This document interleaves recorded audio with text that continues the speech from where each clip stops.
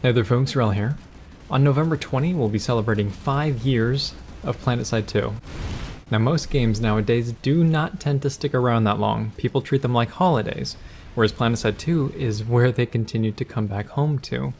Even amidst some crazy competition like Destiny 2, Battlefront 2, Call of Duty, basically anything that gets a massive amount of hype is something that we'll take some time off for. We'll go, we'll play, we'll get bored, and then we'll come back to PlanetSide 2 because no other game can offer such massive scale in a sandbox that lets us play basically any way we want. Now, don't get me wrong, the past year has been rougher than most, and on a personal level, I kind of thought we'd be much further along than we actually are, but things happen at a company level, and you can only keep doing your best and continue to keep faith that it all turns out alright. If you want to revisit everything that changed in 2017 and even before that, Iridar has a great website that keeps track of the updates in a format that's easy to digest. I'll link it in the video description below for you. Overall, I feel like this year has been us laying the groundwork. We had to implement a new monetization system so that we can take some of the financial pressure off. Monetization systems are no one's favorite thing, but for you as a player, it means a game that actually gets to grow instead of one that just fizzles out over time.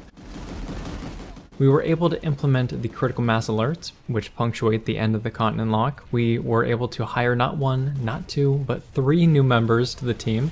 And this isn't a shifting of company resources. These are new team members, meaning that we're growing. We're finally starting to add features that have just been waiting on UI support. It means we can actually address more of the long-standing bugs that we can never quite find the time to fix.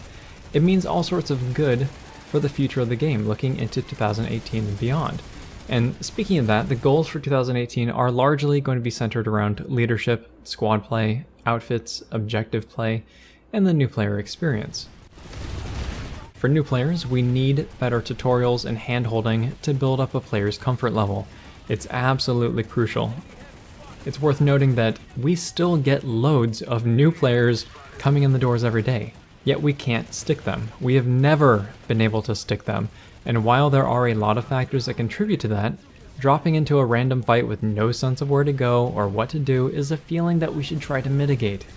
Critical mass still has a ways to go, and we'll be working on that. Factions who don't fight over the alert, or alerts that start when there's no real statistical way to win, those need to go away. We'll be handling it.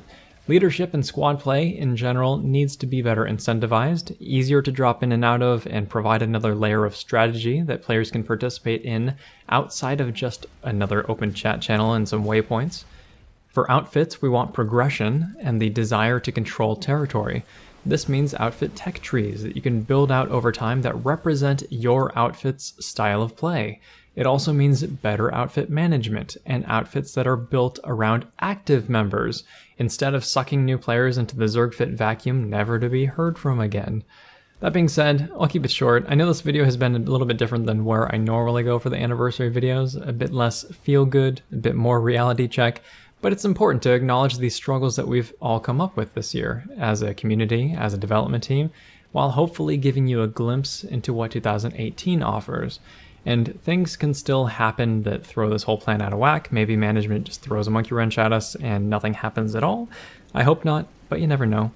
It's important to know though that as a team, we want to see the game live up to its potential. We want a massively multiplayer first-person shooter that makes you feel like you're actually part of a global war, where your actions matter on a broader scale.